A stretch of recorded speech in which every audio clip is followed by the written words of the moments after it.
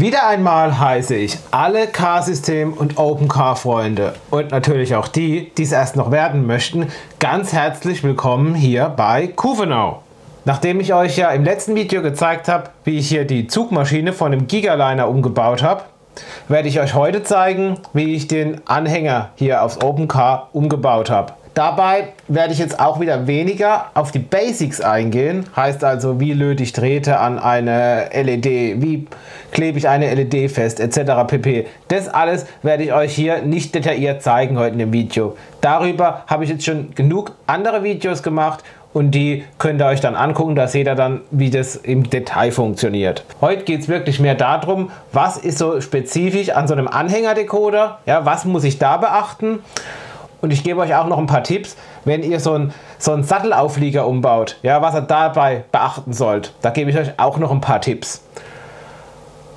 Ja, und das ist eigentlich das, was wir heute hier in dem Video sehen werden. Und dann würde ich auch sagen, legen wir doch gleich mal los. Einen ersten wichtigen Punkt, den ihr bei einem Anhängerdecoder beachten müsst, ist die geänderte LED-Ausgangsbelegung. Ich habe das extra jetzt nochmal aus dem Trailer-Handbuch von dem Open Car Decoder aufgemacht, um euch das nochmal zu zeigen, weil darin ist es eigentlich eindeutig dargestellt. Und zwar, sage ich mal, Frontlicht, Schlusslicht, Bremslicht, Blinker etc., das ist alles 1:1 identisch. Das seht ihr hier auch. Wichtig ist dann der Licht-3-Ausgang. Hier seht ihr, am Zugfahrzeug ist das Licht 3. Und hier am Anhängerdecoder steht hier zweites Schlusslicht. Heißt also, wenn ich am Zugfahrzeug irgendwas auf den Licht-3-Ausgang hänge, dann muss ich immer darauf achten, dass das eine Funktion ist, die ich nicht auch am Anhängerdecoder haben möchte, weil sonst kann ich die am Anhängerdecoder nicht schalten. Ja? Weil nämlich dieser Ausgang mit der Beleuchtung, also mit dem ersten Schlusslicht funktioniert, ja? Und eben nicht mit dem Licht-3-Ausgang. Das ist ganz wichtig, dass ihr das berücksichtigt. Im Prinzip müsst ihr das sogar schon berücksichtigen, wenn ihr ein Zugfahrzeug baut und schon dann dran denkt, naja, ich könnte da mal einen Anhänger dranhängen. Ja, dann müsst ihr das eigentlich schon beachten. Weil dann müsst ihr nämlich gucken, dass ihr an den Licht-3-Ausgang eine Funktion dranhängt, die es quasi nur am Zugfahrzeug gibt. So wie bei mir wäre das jetzt zum Beispiel das Schild vom Fahrer, das Namensschild vom Fahrer. Das kann ich natürlich ohne Probleme auf Licht 3 hängen, weil das gibt es ja am Anhänger nicht. Ne? Dann das nächste, ihr seht ja, im Fichtelbahn-Shop gibt es extra einen Decoder für Fahrzeug und extra einen Decoder für Anhänger. Ja?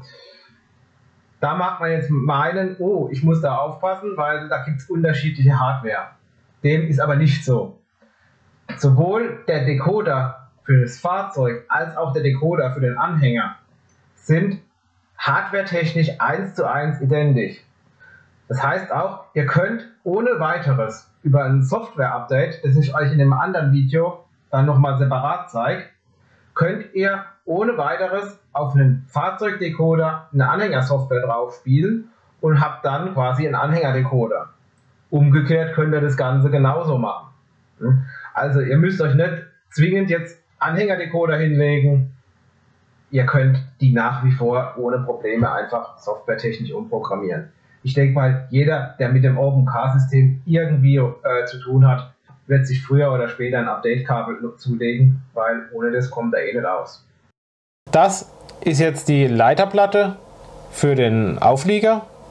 Ja, für den Anhänger, Auflieger ist es ja nicht, Anhänger, es ist ja der Anhänger bei dem Fahrzeug.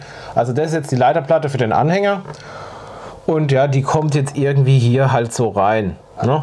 Ich sag mal, das Teil kommt ja hier noch irgendwie drüber, ja, das hängt ja dann hier so drüber und da gucke ich einfach, dass die Ladebuchse irgendwo da hinten dran verschwindet.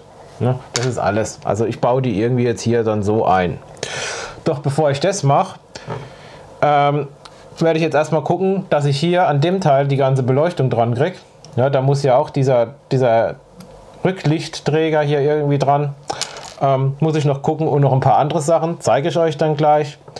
Und auch bevor ich das mache, gebe ich euch jetzt erstmal ein paar Tipps, was ihr bei einem Sattelschlepperumbau beachten solltet. Weil im Prinzip ist das hier ja nichts anderes wie jetzt ein Sattelschlepper.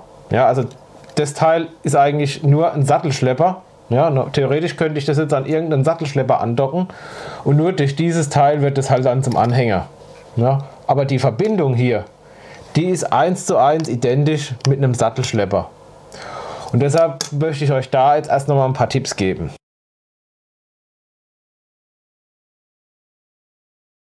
Wenn wir jetzt mit den Drähten hier dran wollen, ja, dann müssen wir ja irgendwie die Drähte von hier nach hier bekommen. Habe ich, glaube ich, eben schon gesagt. Ne? Und da habe ich einfach die Erfahrung gemacht, dass das wirklich am besten und am einfachsten geht, wenn wir hierfür diesen Königszapfen, ja, ich weiß auch nicht, warum das Teil so genau so heißt. Auf jeden Fall, ich habe es extra nochmal nachgeguckt. Dieses Teil, wo quasi der Auflieger normal mit dem Zugfahrzeug verbunden wird, nennt man Königszapfen. Das ist das Teil hier. So. Und da habe ich einfach die Erfahrung gemacht, dass die beste Kabelverbindung einfach ist, wenn ich die Drähte durch den Königszapfen hier durchführe. Heißt also, ich werde jetzt erstmal wieder versuchen, das Teil aufzubohren und zu gucken, dass ich das halt ganz dünn kriege, dass ich dann meine Drähte hier durchkriege. Wenn mir das nicht gelingt, ja, dann werde ich halt das Teil mal wieder tauschen. Habe ich auch schon ein paar Mal gemacht. Dann nehme ich halt einfach, schneide ich das Teil halt ab, nehme eine Messinghülse in dem Durchmesser und baue halt hier die Messinghülse ein und ziehe dann meine Drähte durch. Aber diese Art der Leitungsdurchführung, habe ich wirklich die Erfahrung gemacht, ist einfach die beste bei einem Sattelschlepper. Ich kann euch das jetzt auch noch mal hier an einem Fahrzeug zeigen. Ich habe jetzt extra noch mal einen Sattelschlepper hier rausgeholt. Ist jetzt zwar kein fertiges Fahrzeug, aber ist ja jetzt egal. Wenn wir das hier so haben, dann ist das ja hier wieder unser Königszapfen und hier das Teil drauf. Jetzt habe ich halt wirklich das Problem, irgendwo müssen die Drähte hin. Wenn ich das hier hinten rausführe, ja, angenommen, ich würde das jetzt hier hinten an der Rückwand rausführen, könnte man ja auch machen. Habe ich auch schon mal gemacht. Das Problem war, die Drähte sind ja ständig hier irgendwie in der Bewegung. Ja, ihr müsst ja immer bedenken, das Fahrzeug bewegt sich ja immer wieder in den Kurven so hin und her. Ja, und je enger eure Kurven sind, desto mehr schert es ja hier aus. Heißt also, ihr habt immer eine riesen Drahtbewegung. Und da gebe ich euch Brief und Siegel, früher oder später werden euch die Drähte brechen. Ist mir nämlich schon etliche Male bei dem Fahrzeug passiert. Und seit ich das dann umgebaut habe auf die Durchführung hier unten, habe ich gar keine Probleme mehr. Deshalb finde ich diese Variante immer noch die beste. Durch diesen Königszapfen durch. Ist nicht ganz so einfach, aber es ist die störungsfreiste Version. Dann ist auch noch ganz wichtig, was ich euch nur empfehlen kann, ja, ist der Decoder. Ja, also der Decoder mit dem Funkmodul, der euer Fahrzeug antreibt und quasi die Steuerung macht. Ja, der sollte auf jeden Fall immer in der Zugmaschine sitzen. Klingt jetzt ein bisschen blöd, weil eigentlich könnte man denken, naja, ich habe ja hier hinten einen riesen Auflieger, da habe ich einen Haufen Platz drin. Da brauche ich mich nicht groß anstrengen. Ja, da habe ich einen Haufen Platz drin, da kriege ich locker den Decoder unter. Aber da gibt es ein kleines Problem. Und zwar, jetzt holen wir mal das fertige Fahrzeug hierher. Und zwar ist ja folgendes. An unserem Hauptdecoder, der ja das Fahrzeug antreibt, der hat ja zum einen, kommen ja da die Drähte von den Phototransistoren dran. Und zum anderen hängt ja auch da der Fahrmotor dran. Jetzt sind ja die Signale, die hier vorne über die Phototransistoren empfangen werden, das sind ja pulsierende Datensignale. Nennen wir es einfach mal ein pulsierendes Datensignal. Das ist ein pulsierender Datenstrom, der von den Phototransistoren aufgefangen wird. Und der ist halt wirklich sehr, sehr schwach. Ne? Und parallel ist auch die Steuerung von meinem Fahrmotor ist ein PWM-Signal, ein hochfrequentes PWM-Signal. Und dann kommt auch noch dazu, dass ein Fahrmotor im Prinzip nichts anderes wie eine Spule ist. Und ja, eine Spule hat halt nun mal die Eigenschaft, dass die eben gern Störspannungen erzeugt. Weil die ja ständig ganz schnell ein- und ausgeschaltet wird. Und jetzt kommt halt wirklich das große Problem, wenn ich jetzt meinen Decoder hier hinten einbaue, dann muss ich durch diesen Königszapfen sowohl mit den Drähten durch, die für meine Phototransistoren zuständig sind, wie als auch mit den Drähten für den Fahrmotor. Ja, und da laufe ich eben ein Stück parallel und dieses kurze Stück reicht dann schon aus, dass quasi in dem Moment, wenn das Fahrzeug fährt, meine Abstandssteuerung negativ beeinträchtigt wird, weil nämlich die Impulse, die meinen Fahrmotor steuern, dann eben das Signal von der Abstandssteuerung überlagern und der Decoder eigentlich gar nicht mehr richtig erkennen kann, wenn vor euch ein Fahrzeug fährt. Und genau das Problem habe ich nämlich selbst am eigenen Leib schon erfahren müssen. Ich hatte nämlich mal ein Fahrzeug, solange das Fahrzeug gestanden ist, nicht gefahren ist, hatte ich eine mega geile Abstandssteuerung. Da hat alles wunderbar funktioniert und sobald das Fahrzeug losgefahren ist, habe ich mich immer gewundert, warum das Fahrzeug nicht gescheit reagiert. Ja, also das ist immer zu weit aufgefahren, das ist aufgefahren, das hat erst sehr, sehr spät angefangen zu bremsen etc. pp. Und dann habe ich das Ganze mal untersucht und genau dann bin ich nämlich dahinter gekommen, dass nämlich an einer gewissen Stelle die Leitungen für den Phototransistor mit den Leitungen vom Fahrmotor parallel gelaufen sind. Das war bloß so ein Stück. Das war wirklich nicht viel. Das war so ein Stück. Aber genau das hat gereicht, dass meine Abstandssteuerung negativ beeinträchtigt wurde. Und deshalb habt ihr dann auch hier das Problem, wenn ihr den Decoder hier hinten einbauen würdet und legt dann die Drähte hier durch, was ihr dann zwangsläufig müsst. Ihr könnt es ja dann gar nicht mehr anders dann machen, auch wenn ich das hier vorne dran legen würde, ein Stück vorne dran. Bringt euch auch nichts. Ja? Habt da das gleiche Problem. Und deshalb gebe ich euch nur den Tipp, der Decoder für das Fahrzeug gehört eigentlich immer in die Zugmaschine. Ihr könnt natürlich nach wie vor den Akku hier hinten reinmachen und das Ganze dann hier durchlegen. Das funktioniert natürlich. Aber der Decoder an sich gehört immer hier vorne in die Zugmaschine rein. Jetzt sagt natürlich der eine oder andere, naja, bei so einem Ami-Fahrzeug, da habe ich einen Haufen Platz drin, da ist das alles kein Problem. Ja? Da kann ich ohne Probleme einen Decoder einbauen. Ja, ich weiß, das war jetzt vielleicht ein bisschen ein blödes Beispiel. Aber auch, wenn wir einfach mal so ein Fahrzeug uns hier holen. Der hat eine relativ kleine Zugmaschine. Jetzt hängen wir das Ding mal ab. Auch hier ist es mit Sicherheit möglich, irgendwo den Decoder mit dem Funkmodul unterzubringen. Ja? Ich sag mal, ich habe hier oben so eine Schlafhaube jetzt oben drüber. Und selbst wenn ich die nicht hätte, in der Regel ist hier hinten unter dem Führerhaus, wo ja normal der ganze Motor und das ganze Gedöns sitzt, ist mit Sicherheit noch genug Platz, damit ihr eben euren Decoder mit dem Funkmodul verbauen könnt. Ist natürlich eine Friemelei, gebe ich zu. Aber dafür habt ihr dann halt später keine Probleme beim Fahrbetrieb. Und das, was er halt dann noch braucht für später, für hier hinten, für die Rücklichter und so weiter, naja, das könnt ihr dann hier durch den Zapfen führen, ne? Ist kein Problem. Ja, so viel einfach mal so ein paar Tipps und ein paar Tricks beim Umbau von einem Sattelzug. Auch einen Sattelzugumbau werde ich mit Sicherheit mal irgendwann noch machen und auch veröffentlichen. Ich weiß bloß momentan ehrlich gesagt nicht so ganz, wann ich das da mache. Irgendwann habt ihr halt dann mal ein Video mit einem Umbau von einem Sattelzug. Dann werden wir jetzt halt mal gucken, dass wir irgendwie den Königszapfen hier aufgebohrt kriegen. Ne? Vielleicht gehe ich erstmal her. Ich habe jetzt hier mal so einen ganz spitzen Körner. Den werde ich jetzt einfach mal gucken, dass ich den hier so in der Mitte ansetze von dem Königszapfen. Was aber auch nicht gerade so einfach ist. Und da einfach mal kurz mit dem Hammer so ein bisschen ein Loch rein, so ein bisschen ankörnen, damit ich dann hier mit meinem Bohrer einfach eine Führung schon habe.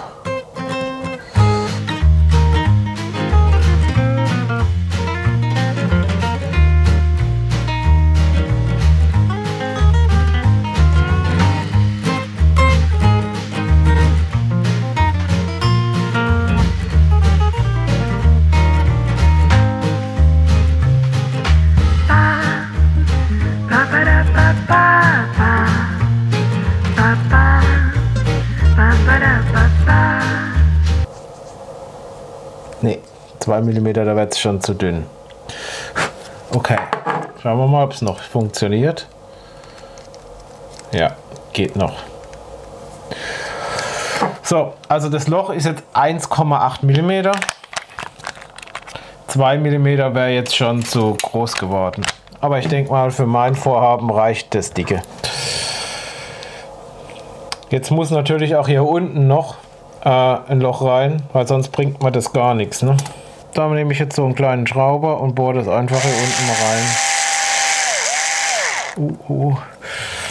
Einfach mal hinstellen.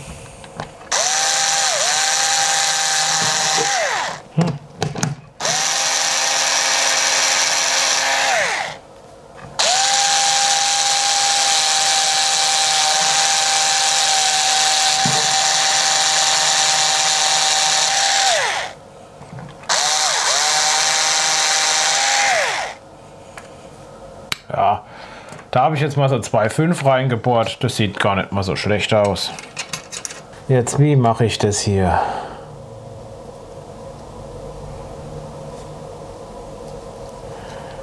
Mache ich das so, dass ich es da wegschneide? Das wird das Beste sein.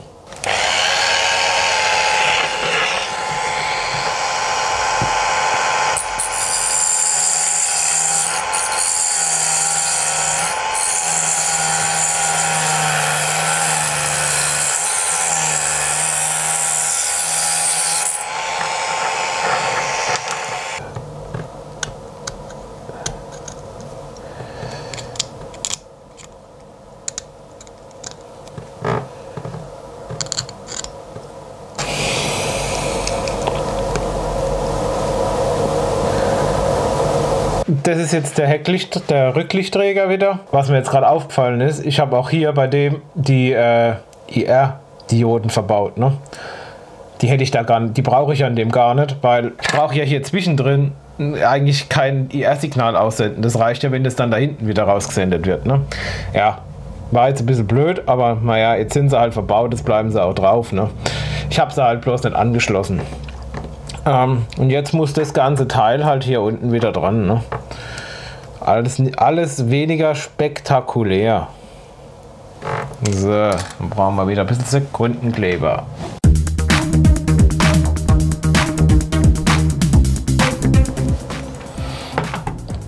So, ich denke, das ist soweit fest und jetzt muss der ganze Kram halt hier innen rein. Ne? Wie schön, wie schön.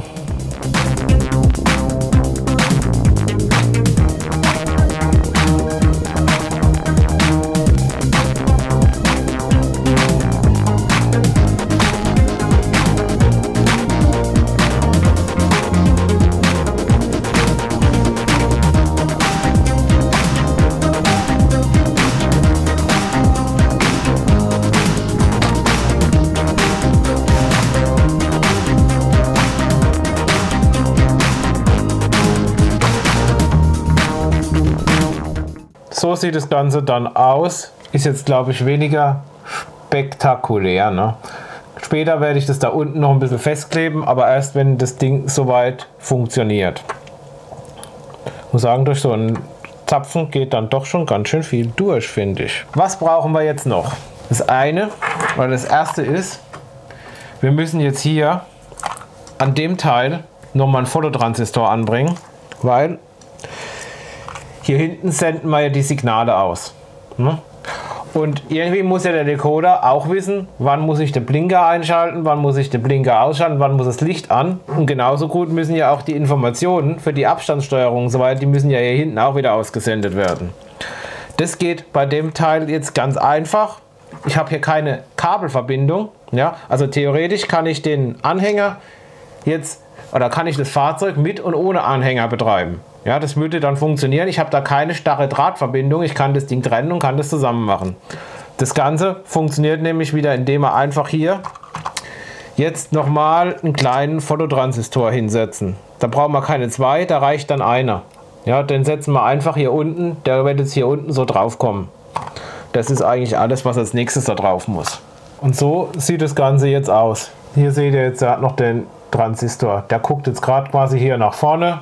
Und das war es dann auch schon. Und auch die Drähte kommen halt wieder in den Innenraum. Ne?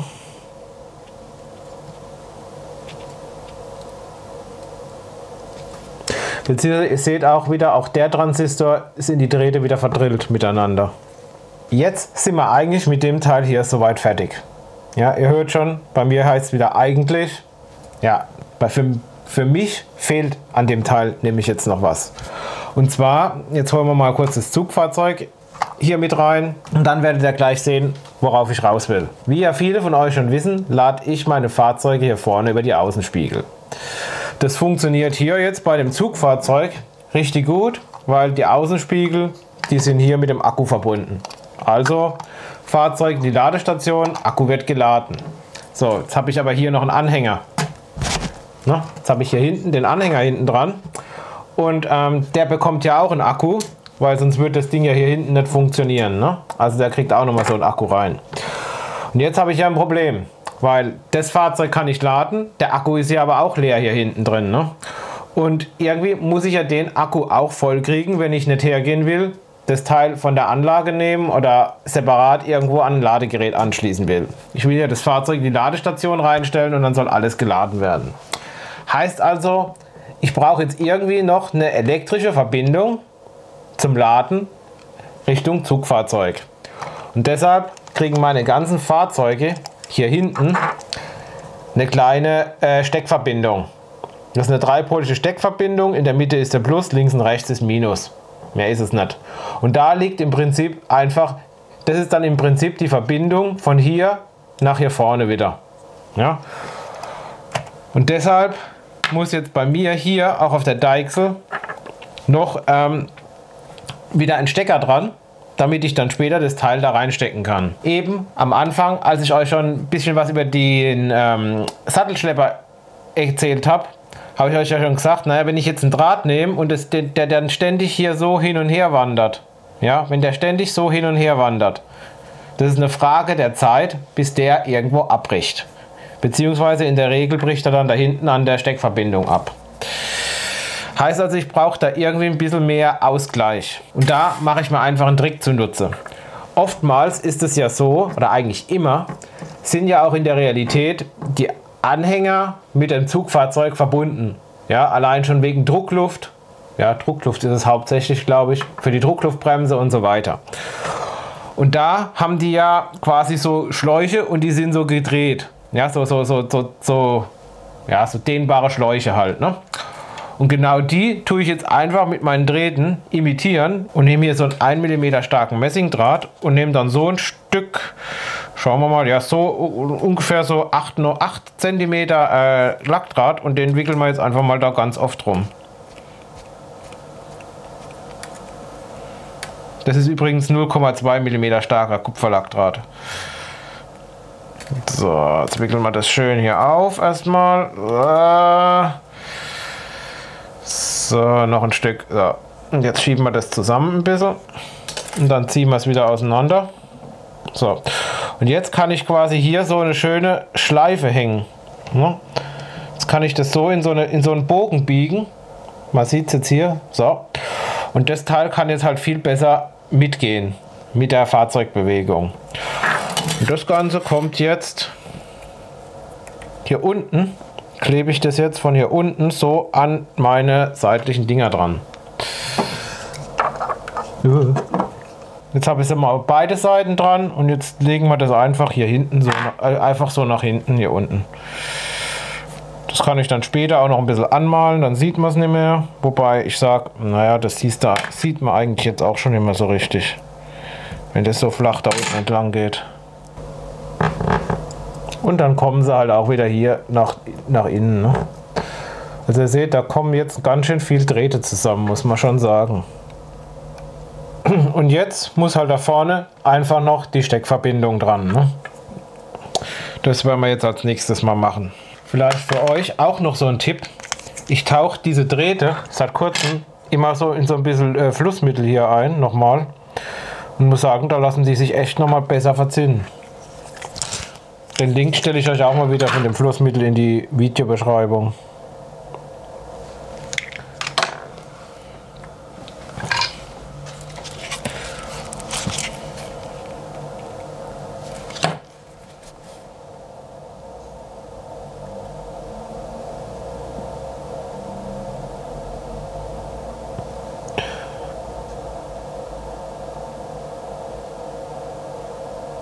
So. Als Steckverbindung kommt jetzt im Prinzip gerade so eine dreipolige 1,27 mm Rasterabstand ja, Stiftleiste zum Einsatz. Da müssen wir halt hinten das Ganze abknipsen ein bisschen, dass das relativ kurz ist. Ja, ich brauche da ja jetzt wirklich nicht viel. Und jetzt kommt das Ganze hier wieder in meinen Platinenhalter rein. Ich mache das mal ziemlich hier unten rein, damit ihr das sehen könnt gut.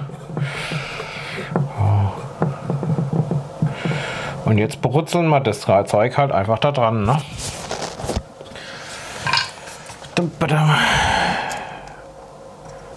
Und zwar mache ich an dem Fahrzeug, also am Anhänger, mache ich jetzt bloß den einen äußeren und den mittleren Kontakt. Ja, ich brauche ja da jetzt keine Brücke mehr reinmachen. Die Brücke ist ja im Zugfahrzeug schon drin. Ne? So, ist das hier angelötet. Und jetzt müssen wir das Ganze halt bloß noch ein bisschen schön ausrichten. Normal habe ich es ehrlich gesagt lieber, wenn das Teil unten drunter sitzt. Aber da wäre halt hier, bei dem Fahrzeug wäre halt unten drunter einfach kein Platz gewesen. Deshalb habe ich es so machen müssen. Ja, und jetzt haben wir endlich alles fertig an dem Teil und können auch schon mit dem Kram hier nach innen gehen. Heißt also hier noch durch, nochmal durch ein Loch durch. Ne? Ach, wie geil. Nochmal durch eine Bohrung durch. Und jetzt ist hier alles schon drin. Hat eigentlich richtig gut funktioniert. Das können wir dann hier. Und später wird das Ganze hier vorne, natürlich ist die Leiterplatte jetzt halt schon wieder genau darauf ausgelegt, auf meine Anforderungen. Heißt also, ich brauche sie bloß noch hier vorne anschließen. So, jetzt würde ich sagen, bauen wir doch erstmal die Platine ein, würde ich doch mal behaupten. So, dann müssen wir da ein bisschen was wieder raustrennen.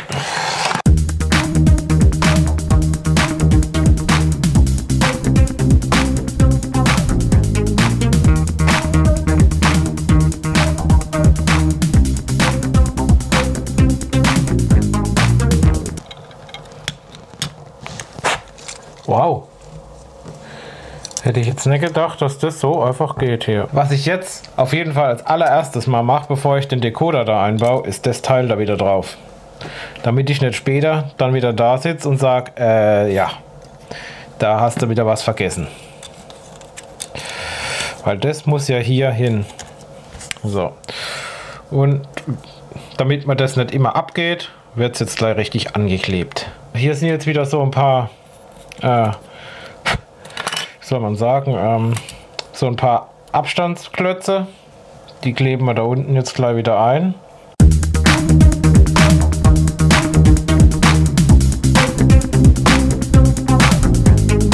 Genau, und dann sieht es später so aus unten, auch von der Seite her.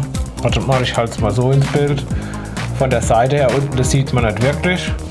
Das sieht doch gut aus. Dann können wir auch gleich die Leiterplatte hier festkleben.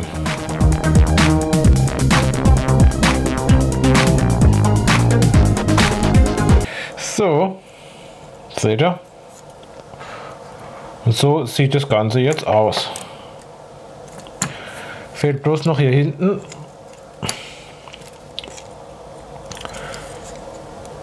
das Rücklicht und dann die ganzen Lampen hier an dem Teil hier, ne? Dann trennen wir doch das mal ab hier. Oh, oh, oh. Das wird jetzt wieder witzig. Ich sehe schon das Ding irgendwo in meine Finger.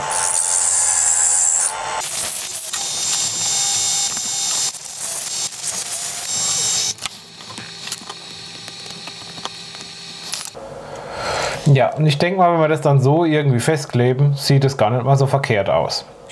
Wie ich das jetzt angeklebt habe, habe ich ganz vergessen euch zu zeigen, aber naja gut, im Prinzip ist das ja nichts groß Besonderes, ne? Aber so sieht das Ganze jetzt aus. Klar, das sieht jetzt noch ein bisschen ungewöhnlich aus oder gewöhnungsbedürftig aus, weil das halt grün ist und das andere Silber. Aber ich denke mal, wenn man das Ganze Silber anmalt hier hinten, dann wirkt das schon richtig gut, finde ich. Ja, und wie soll es anders das sein? Auch hier müssen natürlich die Drähte erstmal wieder in den Innenraum. Es ist halt immer wieder das Gleiche.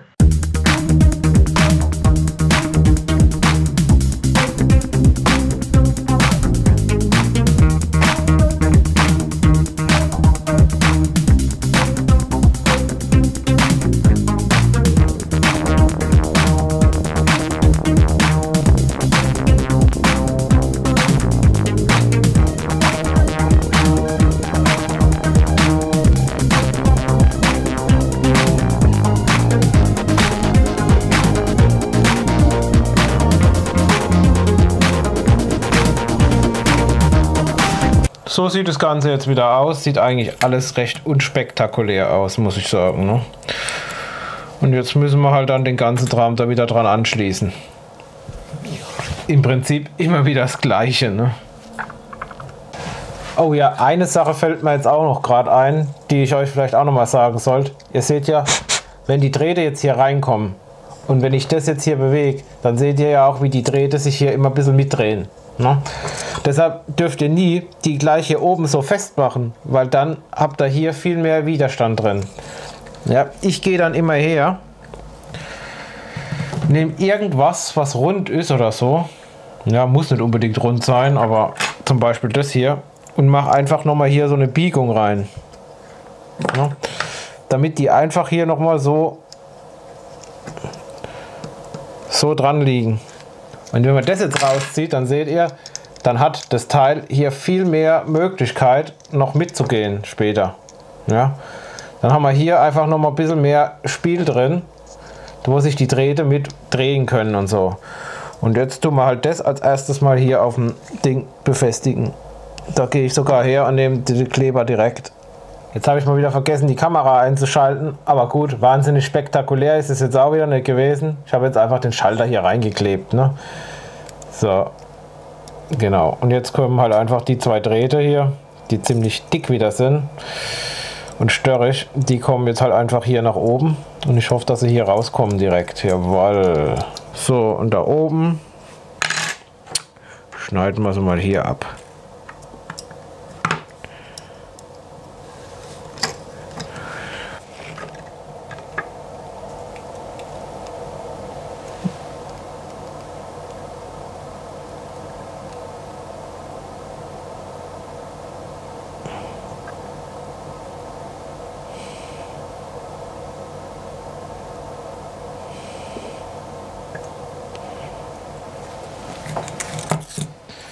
Jetzt müssen wir natürlich hier noch ein bisschen Beleuchtung dran machen.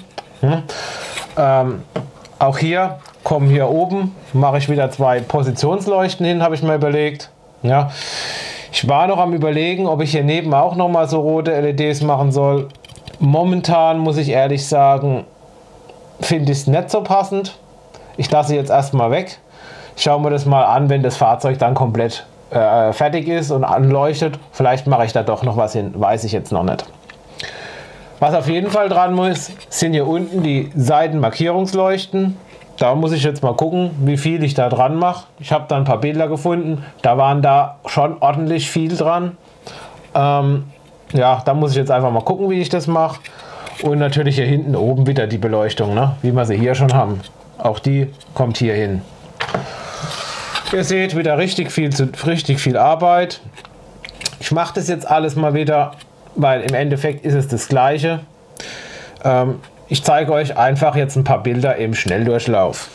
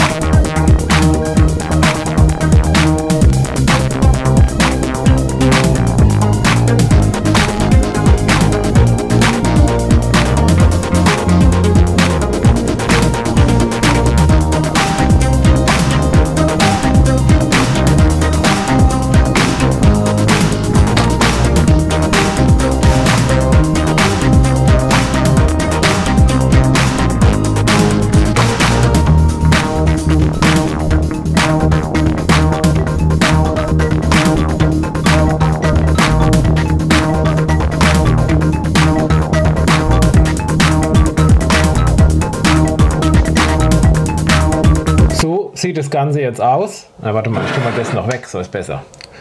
Also, so sieht das Ganze jetzt aus. Ihr könnt sehen, hier kommen jetzt wieder die ganzen Drähte raus für die ganzen einzelnen Lichter. Das habe ich jetzt alles halt hier wieder an den einzelnen Platinen angeschlossen und habe das dann hier außenrum halt hierher gelegt. Und die Seite, die geht jetzt einfach hier wieder auf die Leiterplatte drauf. Also die Drähte hier kommen auf die Leiterplatte drauf. Das ist im Prinzip das gleiche, wie ich es hier auch schon bei der Zugmaschine gemacht habe. Ja, da sieht es ja auch so aus. Das ist auch wieder 1:1 das gleiche. Und deshalb werde ich euch das jetzt auch nicht extra zeigen, weil ja, ich brauche es euch ja nicht doppelt zu erklären. Deshalb mache ich das jetzt mal wieder kurz und dann sehen wir uns wieder. Jo, dann wollen wir uns mal angucken, ob das auch wirklich alles funktioniert, ne, was wir da gemacht haben. Dazu müssen wir jetzt den Anhängerdecoder mit dem Fahrzeug koppeln. Das funktioniert nicht über eine Kabelverbindung, sondern das geht rein über den Fototransistor, den wir hier verbaut haben. Dazu müssen wir jetzt als erstes den Anhängerdecoder einschalten. Ja, jetzt habe ich auch extra nochmal nachgeguckt und beim KV3-Decoder war das damals so, dass ich quasi 10 Sekunden nach dem Einschalten des Anhängerdecoders Zeit hatte, das Zugfahrzeug zu aktivieren. Ja, wenn die 10 Sekunden abgelaufen sind, dann ist der Anhängerdecoder wieder in Standby-Modus gesprungen und dann musste ich den erst wieder neu starten. Scheinbar beim KV5 ist es jetzt nicht mehr so, weil da habe ich jetzt im Handbuch nichts gefunden. Aber destotrotz, 10 Sekunden ist wirklich eine lange Zeit. Also, dann schalten wir mal den Anhängerdecoder ein. Und jetzt müssen wir natürlich das Zugfahrzeug aktivieren. Da es Power Off hat, müssen wir es mal kurz in die Ding halten. Und jetzt, ja, ihr habt es jetzt nicht gesehen, aber ich habe es gesehen, die haben sich jetzt verbunden. Und wenn ich jetzt an dem Zugfahrzeug zum Beispiel mal die Beleuchtung aktiviere, dann seht ihr, hier hinten geht auch die Beleuchtung mit an. Ne? Ich kann es natürlich jetzt schlecht hier wegdrehen oder mal kurz. Ihr seht, hier ist auch die Beleuchtung an. Weil wenn ich natürlich den Datenstrom von der IR-Übertragung jetzt unterbreche, dann geht natürlich hier hinten wieder nichts mehr. Ne? So, und jetzt kann ich natürlich hier auch die Blinker aktivieren. Und ihr seht es nicht, ich drehe es jetzt mal so rum. Und ihr seht, das Ganze blinkt auch mit. So wie jetzt quasi vorne die Beleuchtung funktioniert, funktioniert die dann auch da hinten. Wenn ich jetzt beides anmache, seht ihr, weiter Blinker gehen, mache ich die Beleuchtung aus, geht die Beleuchtung wieder aus und die Funktionen sind genauso wie am Zugfahrzeug. Das ist jetzt mal zuerst der ganze Trick. Und im Prinzip sind wir jetzt eigentlich mit dem Umbau fertig. Ich sage mal wieder eigentlich, weil bei mir fehlt noch was. Ich habe ja gesagt, ich habe hier eine elektrische Verbindung für die Stromübertragung wegen der Ladung. Und hier, wenn wir jetzt mal gucken, seht ihr, hier sind noch 2 Drähte. Die hängen hier noch so rum. Die muss ich natürlich jetzt hier noch anlöten. Ne? Die kommen dann von hier vorne. Das ist eigentlich alles, was ich jetzt hier an dem Fahrzeug noch machen muss. Also es sieht jetzt weniger spektakulär aus. Ich habe es halt einfach hier angeschlossen. Vielleicht für euch noch. Wenn jemand sich fragt, wo habe ich den Akku positioniert in dem Fahrzeug, ich zeige es euch nochmal, den habe ich jetzt hier vorne positioniert, mal ziemlich weit vorne, einfach damit ich hier auf diese Drehachse ziemlich viel Druck drauf kriege. Ja? Ob das wirklich alles so optimal ist, weiß ich jetzt noch nicht ganz, das werde ich dann später merken, wenn ich das Auto mal fahren lasse. Kann sein, dass ich das dann nachträglich auch noch einmal irgendwie abändern muss. Ja? Momentan gehe ich jetzt erstmal davon aus, dass das so passt. So, jetzt bauen wir das Teil mal zusammen. Jetzt hoffen wir dann auch, dass das überall hier reinpasst. Ja, so, zack. Halt, da ist wie immer zu tief drin. Da, zack. So, müsste eigentlich zusammen sein. Dann machen wir den auch wieder zusammen. Den hatte ich eben noch mal kurz geöffnet, um was nachzugucken. So. So, und jetzt können wir die 2 Teile miteinander verbinden. Das ist klar mit dieser Steckverbindung hier immer ein bisschen, ja, nicht ganz so einfach, weil ich darf natürlich jetzt hier keinen Kurzschluss machen und so weiter. Ja, da muss man immer jetzt ziemlich aufpassen. Also meistens mache ich das gerne so, dass ich es einfach mit der Hand hier reinschiebe, dass ich hier keinen Kurzschluss fabriziere. Oder zumindest hier so ansetze und dann halt gerade noch den letzten das letzte Stück hier mit der Pinzette vorsichtig so reindrücke. Ne? Also es ist ein bisschen tricky, aber es funktioniert. Und jetzt kann ich das Ganze hier so dran machen und jetzt sieht man halt, dass das hier wunderbar sich bewegen kann. Und somit sind wir mit dem Umbau vom Gigaliner fertig. Ich hoffe, ich konnte die ein oder andere Frage, die vielleicht jemand gehabt hat, beantworten und auch erklären. Im Prinzip ist halt jeder Umbau immer wieder das Gleiche. Ja, LEDs dran, Akku rein, Motor rein, etc. pp. Aber ich habe jetzt halt wirklich mal geguckt, dass ich wirklich das Spezielle, was hier an dem Gigaliner speziell ist, dass ich das hier in den Videos zeige. Abschließend zeige ich euch jetzt noch ein paar Ausschnitte, weil ich habe das ganze Teil mal auf meiner Winteranlage testfahren lassen und da habe ich ein paar Videosequenzen gedreht und die zeige ich euch jetzt noch am Ende. Ansonsten verabschiede ich mich schon mal für heute wieder. Ich hoffe, euch hat das Video wieder mal gefallen. Wenn es euch gefallen hat, gebt mir gerne wieder den Daumen nach oben. Ansonsten wünsche ich euch eine gute Zeit und ich hoffe, wir sehen uns im nächsten Video wieder. Und jetzt dranbleiben, jetzt kommen nämlich die Videoszenen.